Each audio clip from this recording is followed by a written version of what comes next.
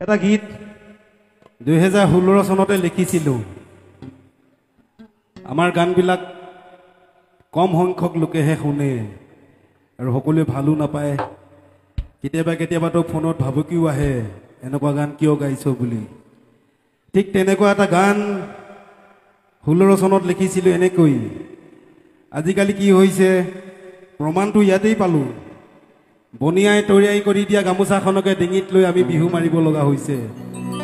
তাতোতকৈ অসমীয়া জাতিটোৰ বাবে দুৰ্ভাগ্যজনক কথা কি হ'ব পাৰে, কাৰণ আমাৰ শিপিনীসকলে তাঁত ববলৈ বাদ দিয়া হ'ল। আমি জাতিৰ মাটিৰ কথা কৈ ভাল পাওঁ, পিছে নিজৰ সন্তানক আমি অসমীয়া মাধ্যমত পঢ়ুৱাবলৈ বেয়া পাওঁ। আমি ইংৰাজী মাধ্যমত পঢ়ুৱাইছোঁ ল'ৰাটোক। মোৰ ছোৱালীজনীক ভাল কথা, আমাৰ ল'ৰাই ইংৰাজী জানিব লাগিব, হিন্দীও জানিব লাগিব, অন্যান্য ভাষাবিলাকো আমাৰ ল'ৰাই জানিব লাগিব। কিন্তু সমান্তৰালভাৱে যদি আমি অসমীয়া ভাষাটো আমাৰ ল'ৰা ছোৱালীক শুদ্ধকৈ লিখিব ক'বলৈ যদি আমি এতিয়াই শিকাই বুজাই নলওঁ, অনাগত দিনত কিন্তু জাতিটোৰ বাবে এটা ভয়ংকৰ দিন আহি আছে। আৰু সেই মনৰ ক্ষোভতে লিখা এটা গান এনেকৈ।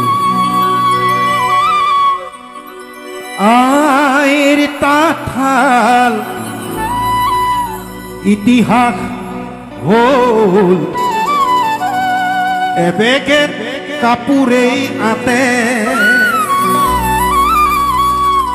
তাঁত বাতি কৰি দিশ পানী তৰি আজি কাপোৰ বৈ নকমে। আৰু কি কৰিছো আমি অসমীয়া মাধ্যম আমাৰ ল'ৰাক নপঢ়াওঁ, মাতৃভাষা নুফুটে মুখ, ইংৰাজীও নুফুটে মুখ। পাপা মামী বুলি মাতিলেহে ভাল পাওঁ, আই পিতাই নিশিকাও লাজ। হেৰ অসমীয়া